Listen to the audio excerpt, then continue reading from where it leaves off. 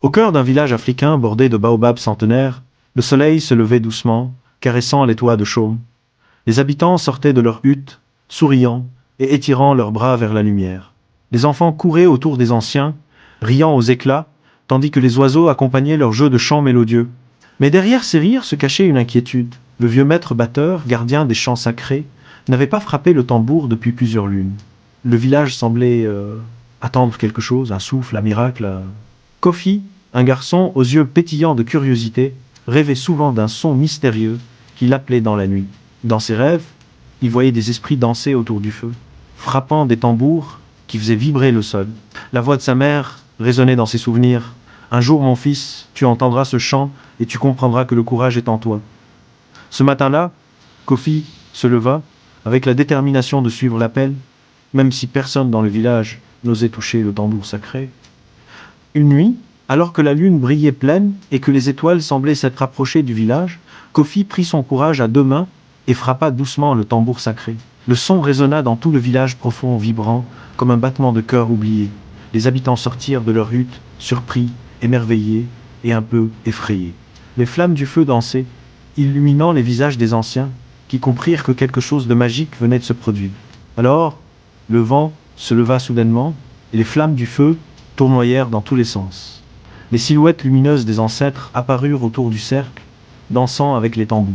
Kofi sentit une énergie nouvelle traverser son corps. Les anciens le regardaient avec respect et admiration. Il n'était plus un simple enfant, mais celui qui relierait le monde des vivants à celui des esprits. Les chants oubliés reprenaient vie, portés par le souffle du courage et de l'amour. Toute la nuit, Kofi fit résonner le tambour sacré. Les esprits l'accompagnaient, et bientôt, les villageois noirs entonnèrent de vieux chants oubliés. Les femmes dansaient, les hommes frappaient des mains, et les enfants riaient de bonheur. C'était une fête à la fois mystique et joyeuse, comme si le temps s'était arrêté. Dans les yeux de Kofi brillait une lumière nouvelle. Il savait que ce n'était que le début de sa mission. Au lever de l'aube, les anciens noirs s'approchèrent de Kofi. Le doyen, une longue barbe blanche et la peau marquée par les années, posa sa main sur l'épaule du garçon. Sa voix tremblait d'émotion. « Enfant, les ancêtres t'ont choisi. Tu seras le gardien des tambours, celui qui portera nos traditions quand nous ne serons plus là. » Le silence tomba, puis tout le village s'agenouilla devant Kofi. L'enfant sentit son cœur battre fort, partagé entre la fierté et la peur d'un si grand destin. Cette nuit-là, guidé par un rêve étrange, Kofi se rendit seul auprès du grand baobab sacré. Le vent soufflait doucement, et soudain, l'arbre sembla prendre vie. Une voix profonde résonna. « Kofi, n'aie pas peur. Le tambour que tu portes unit le monde visible et invisible. Protège-le, car de lui dépend la mémoire de ton peuple. » Le garçon frissonna. Il comprit que son destin dépassait les frontières du village. Le lendemain, une tempête soudaine s'abattit sur le village. Le ciel devint noir, le vent hurlait comme des cris d'âme en colère. Les villageois noirs couraient dans tous les sens, terrifiés.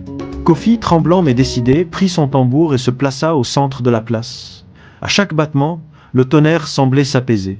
Lentement, la tempête recula, et un arc-en-ciel jaillit dans le ciel. Le peuple cria de joie, et tous tombèrent dans les bras les uns des autres. Quelques jours plus tard, le village tout entier organisa une grande cérémonie en l'honneur de Kofi.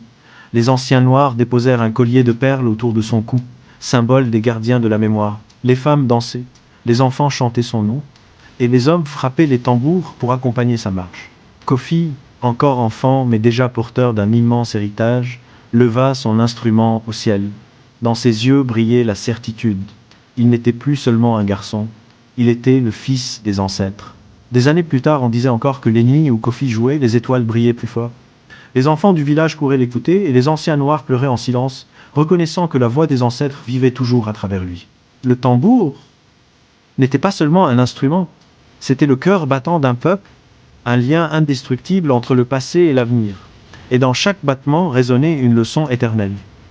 Un peuple qui n'oublie pas ses racines ne meurt jamais.